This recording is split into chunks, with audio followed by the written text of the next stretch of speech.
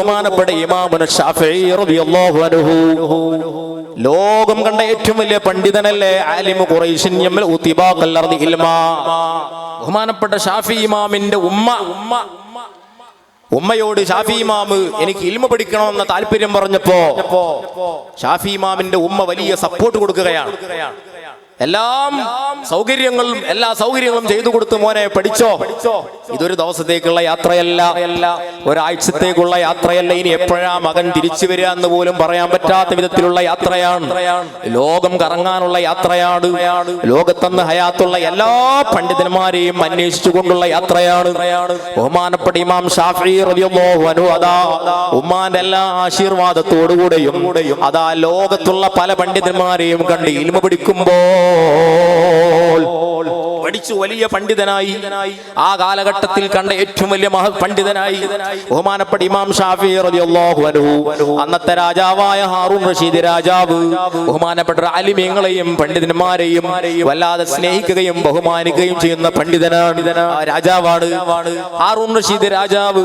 ഇമാം ഷാഫിഈ റളിയല്ലാഹുവിനെ കുറിച്ച് അന്വേഷിച്ച് പഠിച്ചപ്പോൾ തന്റെ രാജകൊട്ടാരത്തിൽ ബഹുമാനപ്പെട്ടവർ വന്നാൽ വലിയ മെച്ചമായിരുന്നു. എന്റെ അധികാരത്തിനും എന്റെ ഭരണത്തിനും വലിയ ആക്കും കൂട്ടുമെന്ന് ഹാറൂൻ റഷീദ് രാജാവിന് ബോധ്യപ്പെട്ടതിന്റെ അടിസ്ഥാനത്തിൽ ഇമാം ഷാഫിഈ റളിയല്ലാഹു അൻഹുവിനെ രാജകൊട്ടാരത്തിലേക്ക് വിളിപ്പിക്കുകയാണ്. അങ്ങനെ ഒരുപാട് കാലം ഹാറൂൻ റഷീദ് രാജാവിന്റെ കൊട്ടാരത്തിൽ ബഹുമാനപ്പെട്ട വലിയ മുഫ്തിയായി സേവനമനുഷ്ഠിച്ചു.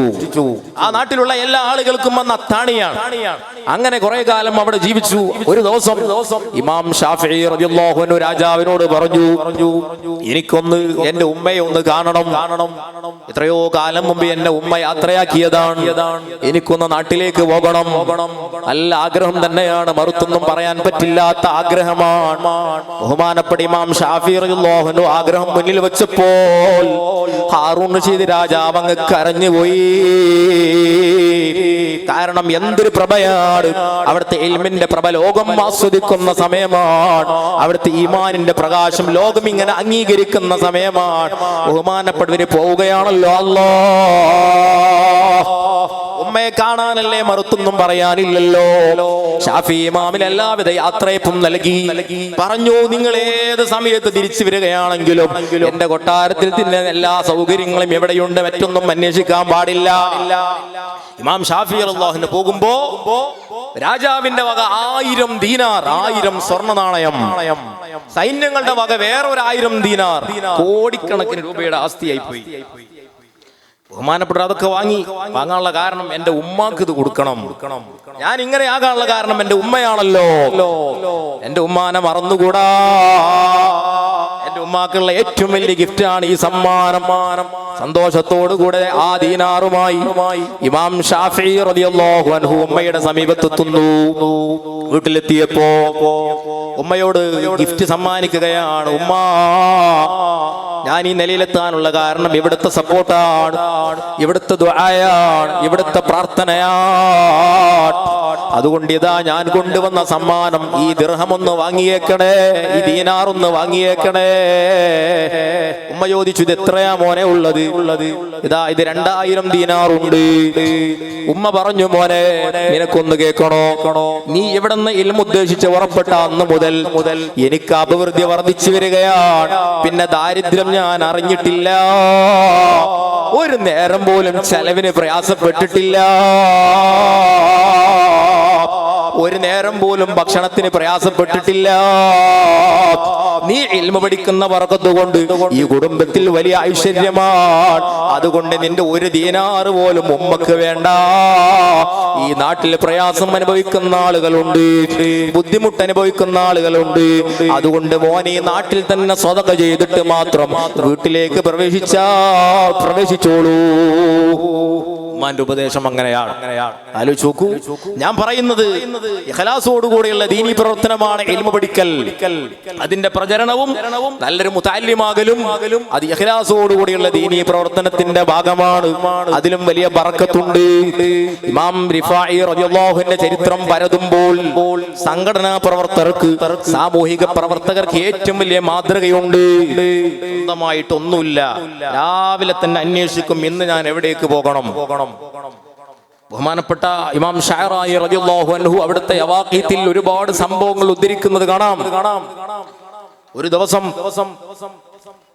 നട്ടുച്ചക്ക് ബഹുമാനപ്പെട്ടവർ ഓടുകയാണ്. എവിടേക്കാ ഓടുന്നത്? ഒരു വീട്ടിലേക്കാണ്. പ്രായം ചെന്ന ഉമ്മയുടെ സമീപത്തേക്കാണ്. അവിടുത്തെ പരിചരണത്തിന് വേണ്ടിയാണ്. എല്ലാം നിർവഹിച്ച് തിരിച്ചു വരുന്നു. മനുഷ്യരോട് മാത്രമല്ല, മനുഷ്യേതര ജീവികളോടും വലിയ ദയയാണ്, കാരുണ്യമാണ്.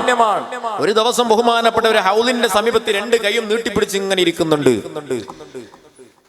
നാട്ടുകാരിൽപ്പെട്ട ആരോ അല്ലെങ്കിൽ ശിഷ്യന്മാർ ആരോ ബഹുമാനപ്പെട്ടവരെ കൈ ഇങ്ങനെ നീട്ടിപ്പിടിച്ചത് കണ്ടപ്പോ ഒരു സൗഭാഗ്യമെന്നോണം ഓടി വന്ന് ആ കൈയൊന്ന് മുസാഫഹത്ത് ചെയ്തു. അങ്ങനാണല്ലോ ഒരു പണ്ഡിതനെ കാണുമ്പോ സ്വാഭാവികമാണ്, ആരും മുസാഫഹത്ത് ചെയ്യുമല്ലോ. ബഹുമാനപ്പെട്ട റിഫായി ശൈഖ് പറഞ്ഞു, മോനെ നീ എന്ത് പണിയാ ചെയ്തത്? ഒരു കൊതുക് കുറെ നേരമായി എന്റെ കയ്യിൽ നിന്ന് ഭക്ഷണം കഴിച്ചുകൊണ്ടിരിക്കുകയായിരുന്നു. അതിന്റെ ഭക്ഷണമാണ് എന്റെ ചോര. അത് കുടിച്ചുകൊണ്ടിരിക്കുകയായിരുന്നു. നീ അത് സ്വീപ്പാക്കിയല്ലോ. ആലോചിച്ചു, അവിടുത്തെ കാരുണ്യം എത്ര വിശാലമാണ്. ഒരു ദിവസം ബഹുമാനപ്പെട്ടവർ ജമാഅത്തിന് വന്നപ്പോ ഒരു കഷ്ണിച്ച കുപ്പായവുമായാണ് പള്ളിയിലെത്തിയത്. ചോദിച്ചു, ഉസ്താദേ എന്താന്ന് കഷ്ണിച്ച കുപ്പായവുമായിട്ട്? ഞാൻ വീട്ടിലേക്ക് പുറപ്പെടാൻ നോക്കുമ്പോ, ബാങ്ക് കൊടുത്ത് ജമാഅത്തിന് പുറപ്പെടാനിരിക്കുമ്പോ എന്റെ കുപ്പായ കയ്യിൽ ഒരു പൂച്ച ഉറങ്ങുന്നുണ്ട്. ആ പൂച്ചയുടെ ഉറക്കു സ്വീപ്പാക്കരുതെന്ന് കരുതി ഞാനത് കഷ്ണിച്ച് കുപ്പായം ധരിച്ചു വന്നതാ.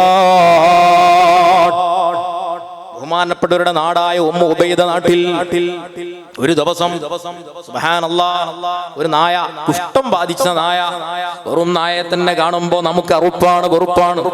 എല്ലാ നായയും കല്ലെറിയാൻ പാടില്ല. കല്ലെറിയൽ ഹറാമുള്ള നായുണ്ട്, അതേസമയം കല്ലെറിയാൻ പറ്റുന്ന നായുണ്ട്. എല്ലാ നായോടും ഒരേ സമീപനവും പാടില്ല. ബഹുമാനപ്പെട്ട ഇമാം റിഫായി റളിയല്ലാഹു അൻഹു ഒരു നായ, അതും കുഷ്ഠം പിടിച്ച നായയെ നാട്ടുകാരെല്ലാവരും പുറത്താക്കിയപ്പോ കാര്യം അന്വേഷിച്ച് ആ നായയുടെ സമീപത്തെത്തുന്നു. ബഹുമാനപ്പെട്ടവരെ നായക്ക് വേണ്ടി 40 ദിവസം പണിയെടുത്തു. 40 ദിവസം ആ നായയുടെ ശുശ്രൂഷണത്തിലായി, പരിചരണത്തിലായി സമയം കഴിച്ചു. നാട്ടുകാർ ചോദിച്ചു, ഒരു നായക്ക് വേണ്ടി 40 ദിവസം പഴക്കുകയോ? ബഹുമാനപ്പെട്ടവരുടെ മറുപടി, നാളെ റബ്ബിന്റെ കോടതിയിൽ അള്ളാഹിനോട് ചോദിച്ചാൽ, മോനെ എന്തുകൊണ്ട് നിന്റെ റഹ്മത്ത് ആ നായയിലേക്ക് എത്തിയില്ല എന്നൊരു ചോദ്യം ചോദിച്ചാൽ എനിക്കെന്ത് മറുപടിയുണ്ട്? ആലോചിച്ചു, നമുക്ക് ബഹുമാനപ്പെട്ടവരെ പറയാൻ പോലും അധികാരമില്ല. അത്രയും ദയയുടെ പര്യായമായിരുന്നു, കാരുണ്യത്തിന്റെ വിശാലമായ ഒരു ലോകത്ത് ജീവിച്ച മഹാനാണ് ബഹുമാനപ്പെട്ട സയ്യിദി അഹ്മദുൽ കബീർ റിഫായി ഖദ്ദസല്ലാഹു സിറഹുൽ അസീസ്. ഈ മജ്ലിസിന്റെ ഒരു മഹത്വം ബഹുമാനപ്പെട്ടവരുടെ ഉൾപ്പെടെയുള്ള ബഹുമാനപ്പെട്ട ഷെയ്ഖ് ജീലാനി ഉൾപ്പെടെയുള്ളവരൊക്കെ നോട്ടവും മദതും ഈ മജ്ലിസിലേക്ക് അല്ലാഹു നൽകുമാറാകട്ടെ എന്ന് ദുആ ചെയ്യുകയാണ്.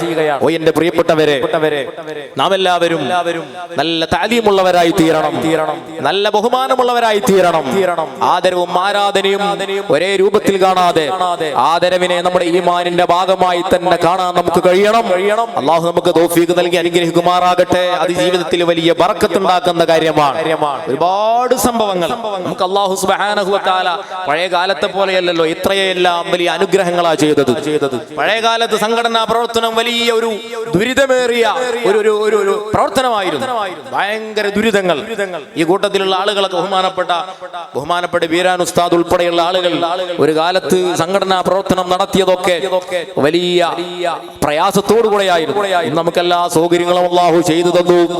വാട്സപ്പും സോഷ്യൽ മീഡിയ സംവിധാനങ്ങളും നമുക്ക് ആക്കം കൂട്ടി, എളുപ്പം കൂട്ടി.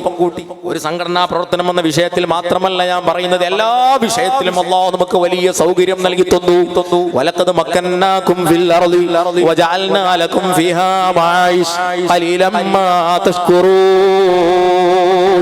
അല്ലാഹു ഖുർആനിൽ പറയുന്നുണ്ട്, നിങ്ങൾക്ക് എല്ലാവിധ സൗകര്യങ്ങളും ഞാൻ ചെയ്തു തന്നു. എല്ലാ സൗകര്യങ്ങളും. പണ്ട് കാലത്തൊക്കെ ഒരു ക്യാഷ് അയക്കണമെങ്കിൽ ഗൾഫിലേക്ക് ഒരു ക്യാഷ് അയക്കാൻ എത്ര പ്രയാസമാണ്, എന്തെല്ലാം ബുദ്ധിമുട്ടാണ്. ഇപ്പൊ അതുണ്ടോ? ഒരു സെക്കൻഡ് കൊണ്ട് ഗൂഗിൾ പേ അങ്ങ് അയച്ചാൽ അവിടെ എത്തിപ്പോയി. പഴയ കാലത്ത് വീടുകളിലൊക്കെ വെള്ളം കോരണം. പഴയ കാലത്തൊക്കെ അവിടെയും ഇവിടെയൊക്കെ പോയി വെള്ളം ചുമന്ന് വന്ന് പിന്നെ വീട്ടിൽ നിന്ന് അഡ്ജസ്റ്റ് ചെയ്തെടുക്കുന്ന ഒരു കാലഘട്ടം 10-30 കൊല്ലം മുമ്പുള്ള കാലം. പഴയ കാലത്ത് ദാരിദ്ര്യം അനുഭവിച്ച് എത്ര ആളുകളാണ്. 3 നേരം കൃത്യമായ ഭക്ഷണം ലഭിക്കാത്ത ആളുകൾ എത്രയാണ്. പോകട്ടെ, ഒരു നേരത്തെ ഭക്ഷണം പോലും ശരിക്ക് കഴിക്കാത്ത ആളുകൾ എത്ര എത്രയാണ്. ഈ കാലഘട്ടത്തിൽ പട്ടിണി പരിചയമുണ്ടോ? പട്ടിണി നമുക്കറിയില്ല, വിശപ്പ് നമുക്കറിയില്ല. അല്ലാഹ് പറയുന്നുണ്ട്, വലഖദ് മക്കന്നാകും ഫിൽ അർദി, നിങ്ങൾക്ക് എല്ലാവിധ സൗകര്യങ്ങളും ഞാൻ ചെയ്തു തന്നു. അത് ഈ കാലഘട്ടത്തെ നോക്കി അല്ലാഹ് പറഞ്ഞതുപോലെ നമുക്ക് അനുഭവപ്പെടുന്നു. എന്നിട്ട് അവസാനം അല്ലാഹ് പറയുന്നു, പക്ഷേ ഖലീലം മാ തശ്കുറൂൻ, നിങ്ങളിൽ അധിക ആളുകൾക്കും നന്ദി വളരെ കുറവാണ്. 1000 ആളുണ്ടെങ്കിൽ നന്ദിയുള്ളവര് 100 ആളുകൾ 10 ആളുകൾക്കേ നന്ദിയുള്ളൂ. നന്ദി കെട്ട വർഗമായി മനുഷ്യൻ മാറിപ്പോയിരിക്കുന്നു. ഈ സംവിധാനങ്ങളൊക്കെ അള്ളാഹു തന്ന നമുക്ക് അനുഗ്രഹം ചെയ്തു തരുമ്പോ അത് നല്ല രൂപത്തിൽ ഉപയോഗപ്പെടുത്തണം. പഴയ കാലത്ത് ഒരാൾ മരണപ്പെട്ടിട്ടുണ്ടെങ്കിൽ 1 ലക്ഷം തഹ്ലീൽ ഓതണമെങ്കിൽ അത് വലിയ പ്രയാസമാണ്. ഈ കാലഘട്ടത്തിൽ അത് കുഴപ്പമില്ല. വളരെ നിമിഷ നേരം കൊണ്ട് വാട്സപ്പ് സംവിധാനം ഉപയോഗപ്പെടുത്തിയാൽ ലക്ഷക്കണക്കിന് തഹ്ലീൽ നമ്മുടെ കുടുംബത്തിൽ ലഭിക്കാൻ. നമ്മുടെ കുടുംബത്തിൽ ഒരു ഉമ്മ മരണപ്പെട്ടാൽ ആ കുടുംബത്തിലുള്ള എല്ലാ മെമ്പേഴ്സിനെയും കൂട്ടി ഒരു വാട്സപ്പ് ഗ്രൂപ്പ് ഉണ്ടാക്കിയാൽ നിമിഷ നേരം കൊണ്ട് ലക്ഷക്കണക്കിന് തഹ്ലീൽ അവിടെ വരും. സൗകര്യമല്ലേ? അതൊക്കെ നാം ഉപയോഗപ്പെടുത്തണം. അതിനൊക്കെ കണ്ടിട്ടാണ് അല്ലാഹ് പറഞ്ഞത്, വലഖദ് മക്കന്നാകും, നിങ്ങൾക്ക് വലിയ സംവിധാനം അല്ലാഹ് ചെയ്തു തന്നു. ഇതൊക്കെ നബി സല്ലല്ലാഹു അലൈഹി വസല്ലം ആദ്യമേ പറഞ്ഞതാണ്. ഒരു ദിവസം നബി സല്ലല്ലാഹു അലൈഹി വസല്ലം മദീന പള്ളിയിൽ ഇങ്ങനെ ദർസ് നടത്തുകയാണ്. വലിയൊരു താഴ്വരയുണ്ട്. ആ താഴ്വരയിൽ യഹൂദിയായ മനുഷ്യനുണ്ട്. ആ മനുഷ്യന് ഒരുപാട് ആടുകളെയും കൂട്ടി അതിനെങ്ങനെ മേച്ചുകൊണ്ടിരിക്കുകയാണ്. പെട്ടെന്ന് ആടിന്റെ കൂട്ടത്തിൽപ്പെട്ട ഒരു ആടിനെ ഒരു ചെന്നായ പിടിച്ച് ഒരൊറ്റ ഓട്ടം. ആട്ടിടന് പിന്നാലെ ഓടി. കാരണം ആട് അദ്ദേഹത്തിൻ്റെതല്ല, മുതലാളി അദ്ദേഹത്തെ ഏൽപ്പിച്ചതാണ്. പിന്നാലെ ഓടി ആ ചെന്നായയുടെ വായിൽ നിന്ന് ആടിനെ പിടിച്ചങ്ങ് പറിച്ചു. ആ സമയത്ത് ചെന്നായ തിരിഞ്ഞൊരൊറ്റ ചോദ്യം,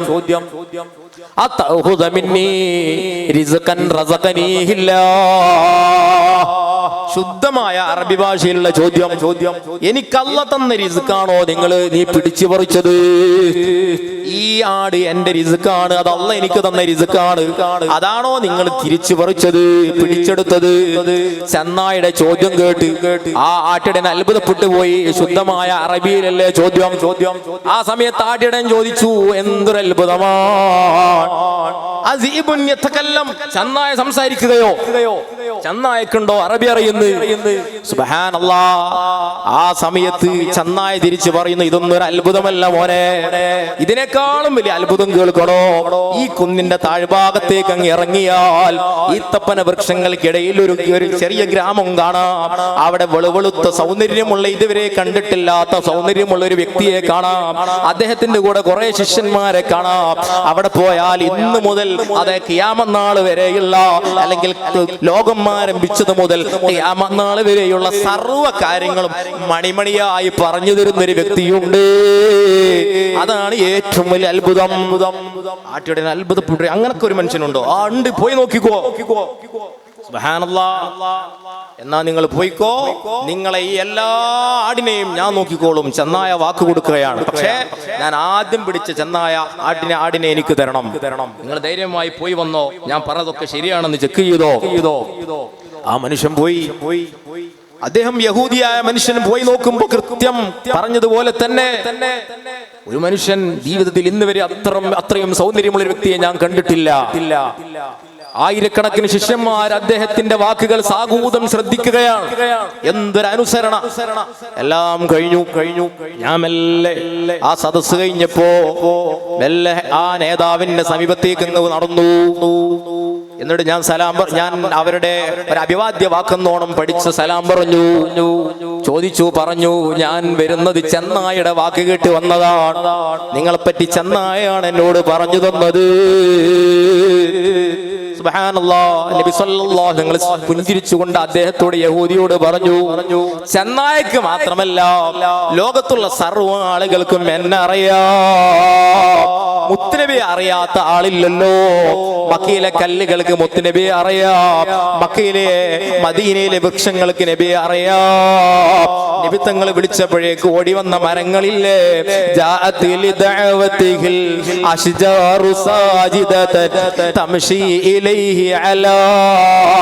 സാഖിൻ ബിലാ ഖദമി. പർവ്വതങ്ങൾ സംസാരിച്ചില്ലേ? നബി സല്ലല്ലാഹു നിങ്ങൾ അറിയാത്ത ആരാണ് ലോകത്തുള്ളത്? എല്ലാവർക്കും മുത്തുനബി അറിയാം. നബി തങ്ങൾ പറഞ്ഞു, മോനെ എന്നെ എല്ലാവർക്കും അറിയാം. ആ സമയത്ത് ചെന്നായിൽ നിന്ന് കേട്ട അത്ഭുതമൊക്കെ പറഞ്ഞപ്പോ നബി സല്ലല്ലാഹു നിങ്ങൾ സഹാബത്തിൽ പ്രമുഖരായ സിദ്ദീഖുൽ അക്ബർ തങ്ങൾ, ഉമർ ഇബ്നുൽ ഖത്താബ് ഉൾപ്പെടെയുള്ള മഹാന്മാരെ അടുത്തേക്ക് വിളിച്ചു. എന്നിട്ട് പറഞ്ഞു, ഇദ്ദേഹം ചെന്നായയുടെ വിളംബരം കേട്ട് ഓടി വന്നതാണ്. സഹാബത്തിൽപ്പെട്ട പല ആളുകൾക്കും വലിയ അത്ഭുതം. സുബ്ഹാനല്ലാഹ്, ഇതെന്തായി കേൾക്കുന്നത്? ആ സമയത്ത് നബി തങ്ങൾ പറഞ്ഞു, മക്കളെ ഇതൊന്നും ഒരു അത്ഭുതമല്ല. ഒരു കാലഘട്ടം വരാനുണ്ട്. ഒരാൾ വീട്ടിൽ നിന്ന് ഇറങ്ങിപ്പോയി തിരിച്ചു വരുമ്പോഴേക്ക് ആ വീട്ടിൽ നടന്ന സർവ്വ കാര്യങ്ങളും അവന്റെ ചെരുപ്പിന്റെ വാറ് വിളിച്ചു പറയുന്ന ഒരു കാലഘട്ടം വരാതെ ഖിയാമത്ത് അവസാനിക്കൂല. രാവിലെ വീട്ടിൽ നിന്ന് ഇറങ്ങി വൈകുന്നേരം വരുമ്പോഴേക്ക് ആ വീട്ടിൽ ആരൊക്കെ വന്നു, ആരൊക്കെ ആ വീട്ടിൽ നിന്ന് പോയിട്ടുണ്ട്, ആ വീട്ടിൽ എന്തെല്ലാം നടന്നു, എല്ലാം കൃത്യമായി CCTV നമ്മോട് പറയുകയാണ്. ഇന്നലെ നിങ്ങളൊക്കെ സോഷ്യൽ മീഡിയയിൽ കണ്ടിട്ടുണ്ടാകും, ഒരു ഒരു ചെറിയ ചെറുക്കൻ വന്ന് 1.5 പവന്റെ മാല പിടിച്ചു പറിച്ചങ്ങ് കൊണ്ടുപോയി. ആ ബിരുദം കരുതി കാണും ഇതാരും അറിയില്ലെന്ന്. പക്ഷേ CCTV അദ്ദേഹത്തെ ആ ചെറുക്കനെ വലയിലാക്കി. ഹബീബായ റസൂലുള്ളാഹി സ്വല്ലല്ലാഹു അലൈഹി വസല്ലം എത്രയോ കാലഘട്ടം മുമ്പ് 1400 വർഷങ്ങൾക്ക് മുമ്പ് നിരീക്ഷണം നടത്തിയ നിരീക്ഷണമാണ് ഇവിടെ വെളിപ്പെടുന്നത്.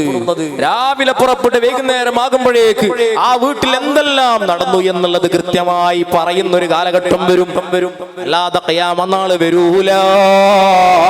മുഹമ്മദുൻ റസൂലുള്ളാഹ്. നിങ്ങൾ ആലോചിച്ച് നോക്കൂ. അതാ ഞാൻ പറഞ്ഞത്, അത്രയും വലിയ സംവിധാനം. പഴയ കാലത്ത് ആളുകൾക്ക് ആലോചിക്കാൻ പോലും പറ്റാത്ത വിധത്തിലുള്ള സൗകര്യം. പഴയ കാലത്ത് ഗൾഫിലങ്ങ് പോയി പിന്നെ വരൂലെന്ന് അറിയൂല. ഹജ്ജിന് പോകുന്നതിന് മുമ്പ് തന്നെ അടിയന്തരം എന്നൊരു സംവിധാനമുണ്ട്. ഇപ്പോഴും അത് അങ്ങനെ തുടർന്ന് വരുന്നുണ്ട്. എങ്ങനെയാണ് അടിയന്തരം ഉത്ഭവിച്ചത്? പഴയ കാലത്ത് ഹജ്ജിന് പോകുന്ന സമയത്ത് കപ്പലിൽ പോകും, ചിലപ്പം വരൂല, അങ്ങനൊക്കെ ഉണ്ടാകും. മരണം ഉറപ്പിച്ചിട്ടുള്ള യാത്രയാണ്. അതുകൊണ്ട് പോകുന്നതിന് മുമ്പ് തന്നെ അടിയന്തരം കഴിക്കും. എല്ലാവരെയും വിളിച്ചു വരുത്തി പൊറാട്ടിയും ഇറച്ചും കൊടുത്തിട്ട് യാത്ര പോവാ. എല്ലാവരോടും പൊരുത്തപ്പെടിക്കാനുള്ളതൊക്കെ പറഞ്ഞ് ഉറപ്പ് വരുത്തി. ഒരു പക്ഷേ ചിലപ്പേ കാണുള്ളൂ. എല്ലാ കുടുംബക്കാരോടും ഉമ്മയോടും ഉപ്പയോടും മക്കളോടും എല്ലാം ചുംബനം നൽകി യാത്ര പറഞ്ഞുള്ള ഒരു പോക്കാണ്. അതെന്തേ കാരണം? ചിലപ്പം തിരിച്ചു വരൂല. ഇപ്പൊ സംവിധാനം മാറിപ്പോയി. എയർപോർട്ടിൽ നിന്ന് വീട്ടിലേക്ക് തിരിച്ചെത്തുന്നതിന് മുമ്പ് ആള് ഗൾഫിലെത്തിപ്പോയി. കണ്ണൂരും എറണാകുളത്തും എയർപോർട്ടിൽ നിന്ന് ദുബൈയിലേക്ക് പറക്കുന്നവൻ അതാ പെരുവയലിലേക്ക് എയർപോർട്ടിൽ നിന്ന് തിരിച്ചെത്തുന്നതിന് മുമ്പ് അവൻ വീട്ടിലെത്തി, ദുബൈയിലെത്തി, റൂമിലെത്തി, ചിലപ്പം ജോലിയിൽ തന്നെ പ്രവേശിച്ചു കഴിഞ്ഞു. അതാ അല്ലാഹ് പറഞ്ഞത്, വലഖദ് മക്കന്നാകും ഫിൽ അർളി, നിങ്ങൾക്ക് ഭൂമിയിൽ എല്ലാ സംവിധാനങ്ങളും നാം ചെയ്തു തന്നു. അവസാനം പറഞ്ഞ വാക്ക് വളരെ ഇമ്പോർട്ടന്റ് ആണ്.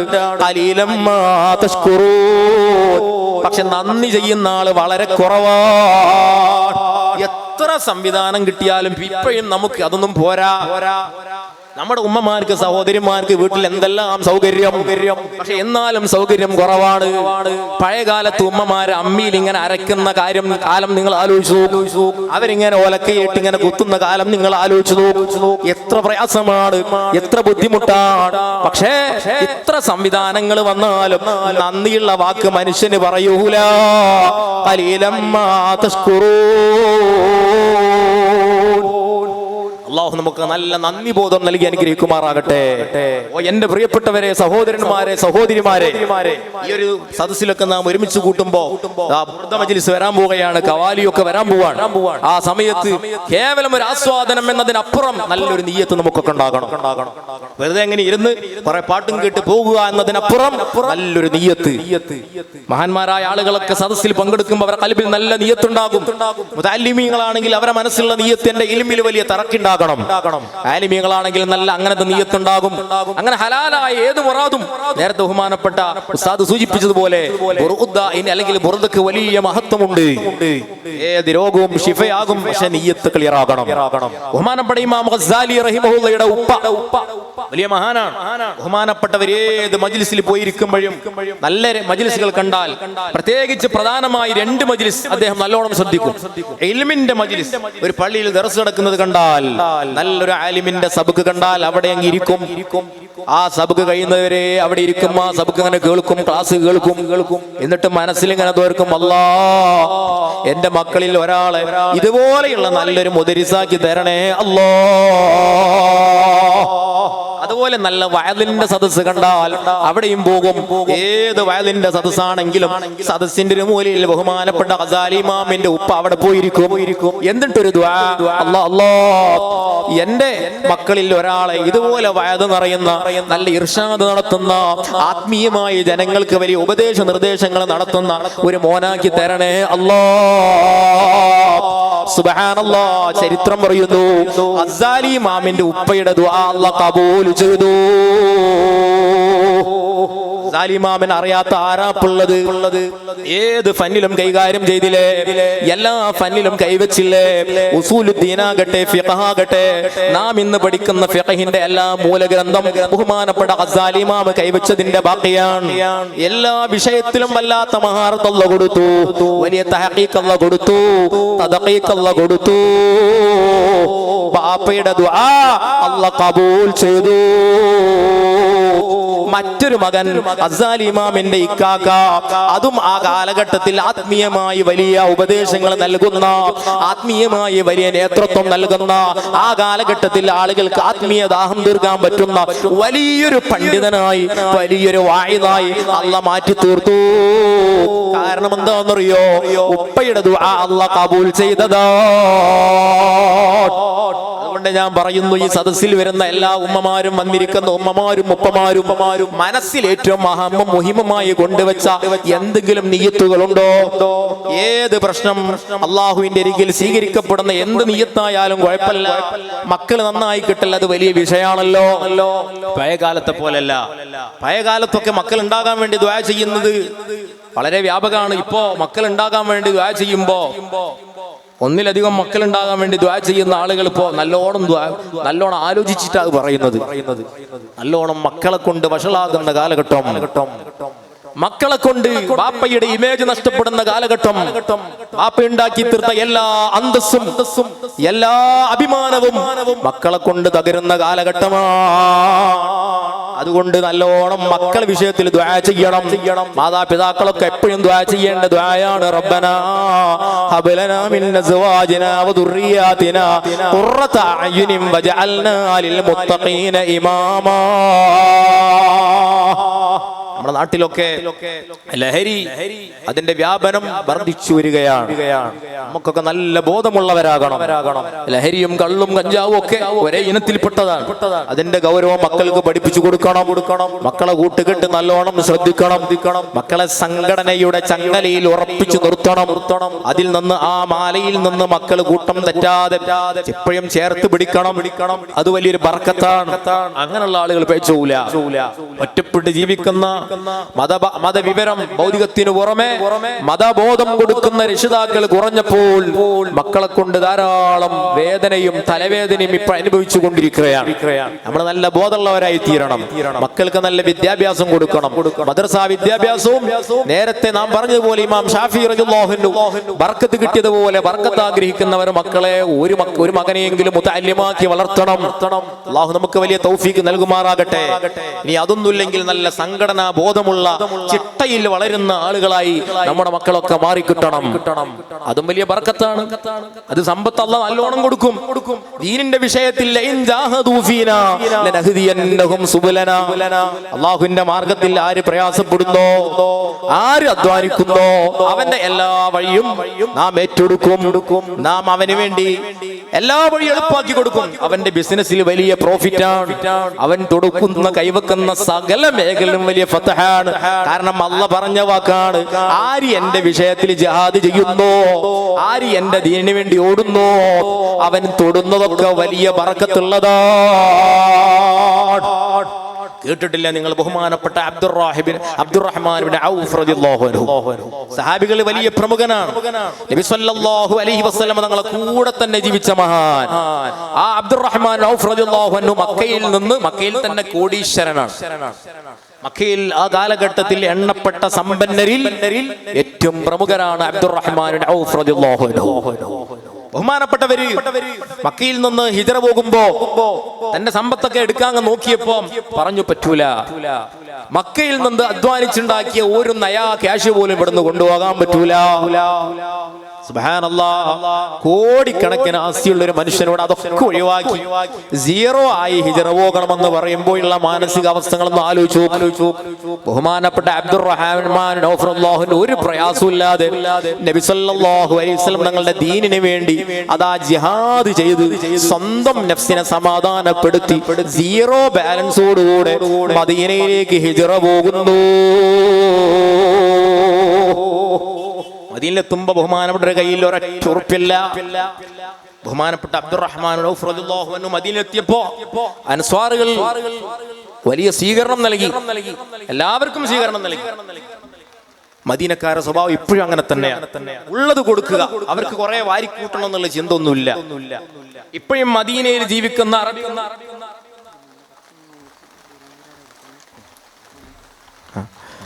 മദീനയിലെ അറബികളുടെ സ്വഭാവം അങ്ങനെ തന്നെയാണ്. അവർ കുറെ സമ്പത്ത് ഉണ്ടാക്കുന്ന സ്വഭാവം അവർക്കില്ലല്ലോ, ഉള്ളത് ഓരിച്ചു കൊടുക്കുക.